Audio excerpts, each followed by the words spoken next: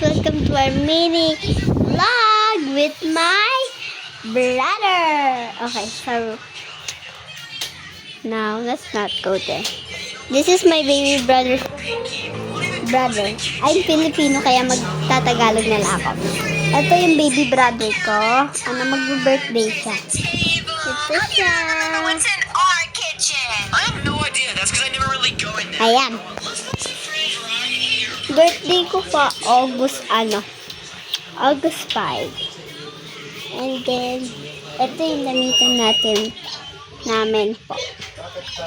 Kami tatlong bunso. Dito yung pang-eating sa baby namin. Ito yung damitan ko. Tapos, ito yung damitan ng kapatid ko. Ito, si brother ko. Tapos, ito damitan ko.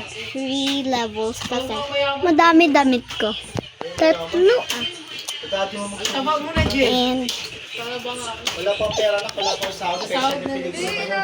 And this was supposed to be my table.